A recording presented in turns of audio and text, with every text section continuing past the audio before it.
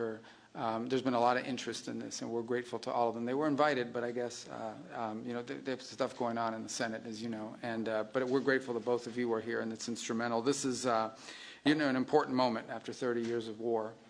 President Trump is a president of peace. He really does want peace. He prioritizes it above all else. We saw his intervention in the conflict between India and Pakistan.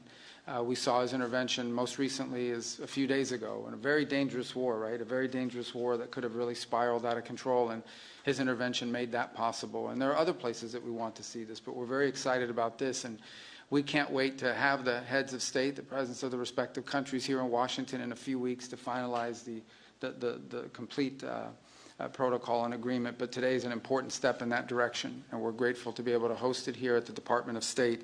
And just thinking, you know, we think sometimes about peace. It's not just about ending wars. It's about, and it's not just about saving lives. It's about allowing people to live. It's about allowing people to now have dreams and hopes for a better life, for prosperity, for economic opportunity, for a family reunification, for all the things that make life worth living. Those things become impossible when there's war and when there's conflict. So we're grateful to have played the role we've played. We acknowledge and recognize there's still more work to be done. But we thank you all very much for being a part of this historic and important day. This is really why I wanted this job, or why I embraced this job so much, is moments like this. This is, in essence, the Department of State is really the Department of Peace. It's designed to bring people together, both in our relations with other countries, but to the extent we can use the stature and the influence of the United States to bring others together. It makes the world a better place. And I honestly believe that when there's peace in the world among friends who may have disagreements and conflict, it does help America. It does help make America stronger and safer and more prosperous. It gives us people, partners we can do business with. And partners that we can work with to address insecurity and threats to our national security and to our collective national security. So we are grateful to both of you. I know how hard this was and how much work went into it, and we know there's more work to be done. But we are grateful to have you here today. We're honored to be a part of this. We're excited to be a part of it. And again, I do want to thank everyone here in our Africa Bureau and at the Department of State. And once again, our superstar there, Mr. Bulos. What do you want to do next after you're done with this? Sudan. Yeah, very important. Actually, very, very important. And you're very involved in that as well. So what are you guys doing this week in Qatar? You guys want to work a little? Yeah, we are grateful to all of you. Thank you. Thank you. Thank you, Mr. Secretary. I now turn to the Foreign Minister of Rwanda for remarks. Thank you. Secretary of State Marco Rubio, Minister Therese Wagner, the Chairperson of the African Union Commission, Mahmoud Yusuf, Minister of State Mohamed Ali Koulaifi of Qatar, my colleague, Minister of Foreign Affairs of Togo, Robert Dussé, Senators, dear colleagues, good afternoon.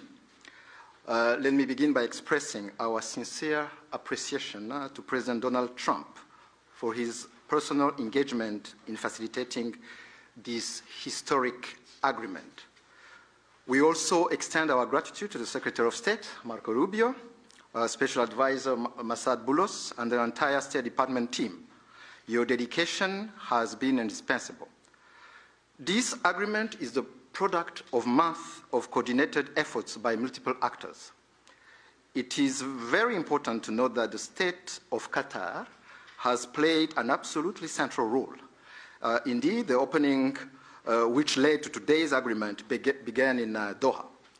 We will lend our full support in the weeks ahead to Qatar's mediation efforts, led by Minister of State Mohamed Al Koulaifi, to secure a peace agreement between the DRC government and the AFC M23. This process is already well underway. Today's agreement also builds on the African-led peace initiatives, which are ably led by the African Union facilitator, President Faure Gnassingbé of Togo. The heart of this peace agreement is the decision to establish a standing joint security coordination mechanism between DRC and Rwanda. The first order of business is to begin implementing of the concept of operations for the neutralization of the FDLR, to be accompanied by a lifting of Rwanda's defensive measures. This is grounded in the commitment made here for an irreversible and verifiable end to state support for FDLR and associated militias. That is the bedrock of peace and security in our region. FDLR is no ordinary militia. It is the remnant of the forces which committed the genocide against the Tutsi in 1994, in which 1 million people were killed. With this agreement, we also committed to facilitate the return of refugees in our respective territories with the support of the UNHCR. Creating the conditions for the safe and dignified return of refugees is vital to achieve lasting peace. We also took to enhance economic cooperation, including with American companies and investors. Shared growth and cross-border cooperation will unlock tangible dividends for both our countries. We must acknowledge that there is a great deal of uncertainty in our region and beyond, because many previous agreements have not been implemented, and there is no doubt that the road ahead will not be easy. But with the continued support of the United States and other partners, we believe that a turning point has been reached. Rwanda stands ready to work with the DRC to deliver on our joint commitments. To conclude, allow me to once again express Rwanda's appreciation to all who have contributed to this milestone. Thank you.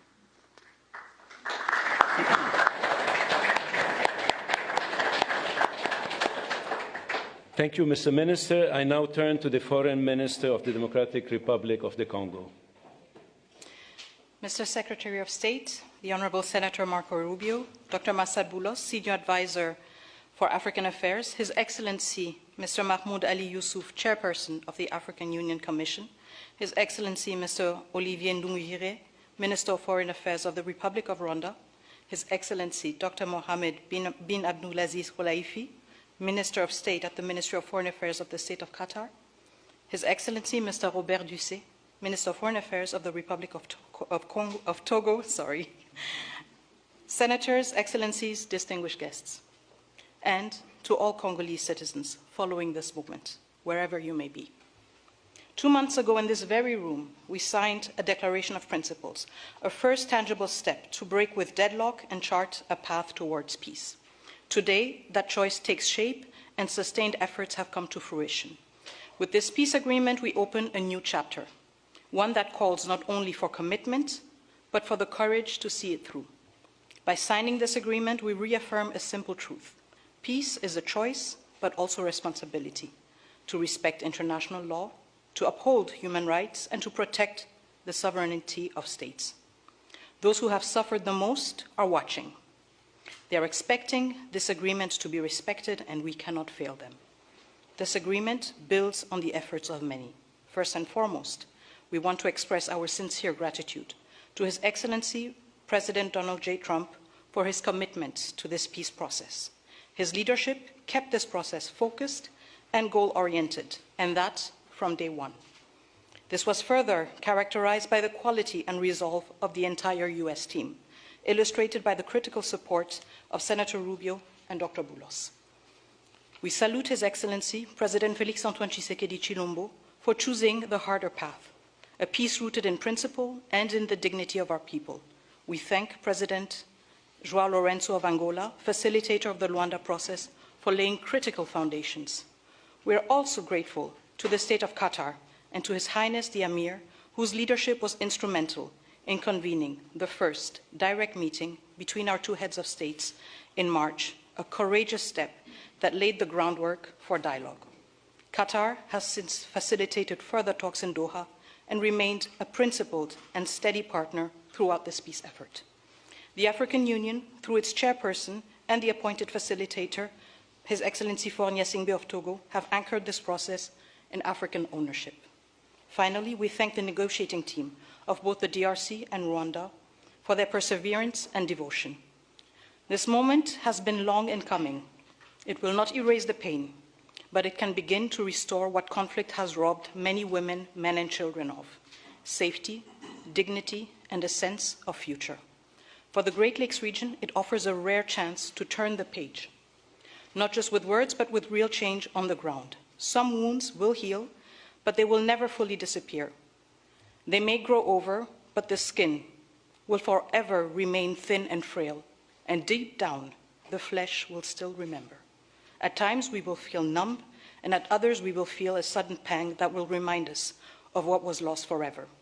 The scars we carry on our bodies and in our souls will remind us of what must never be forgotten, repeated, or accepted. A few days ago in Kinshasa, a coalition of women's organizations shared a clear message with me.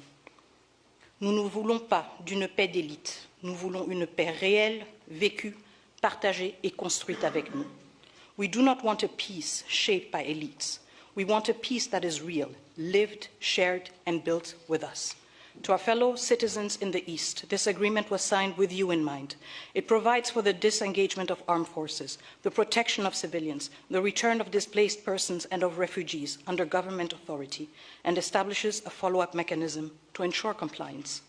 These are not just words on paper. They must now be translated into action with justice, accountability, and political will.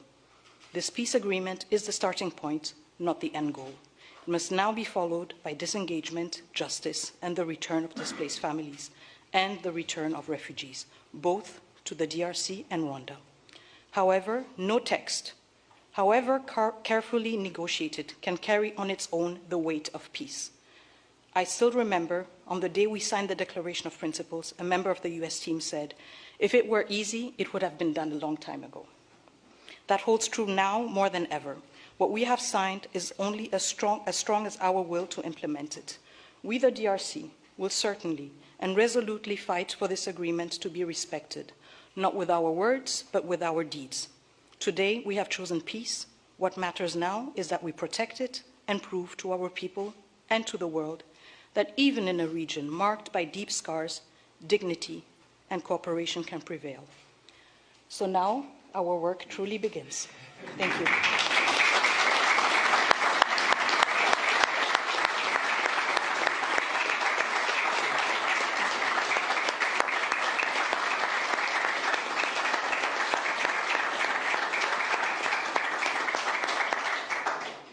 Thank you, Madam Minister. It's now my honor to invite the parties to sign the peace agreement to be witnessed by Secretary Rubio.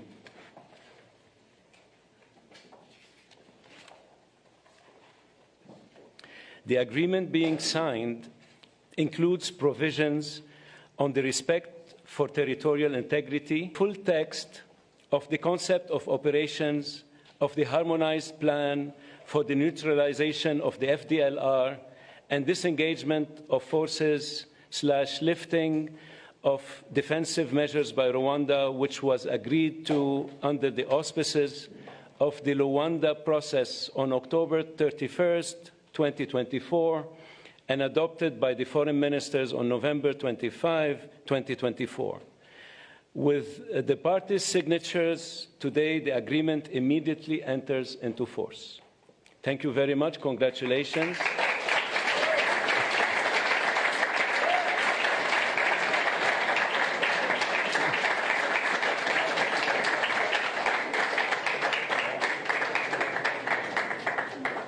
This concludes the proceedings.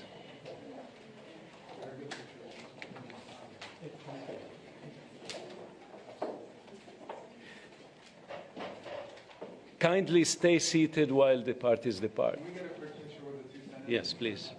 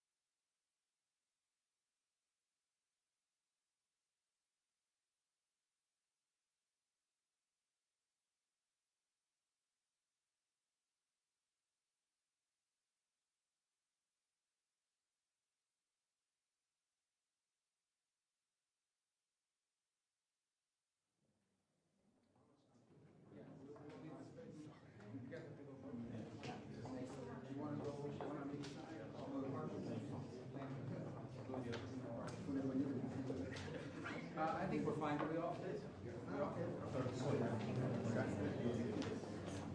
On me, sir. 1, 2, 3.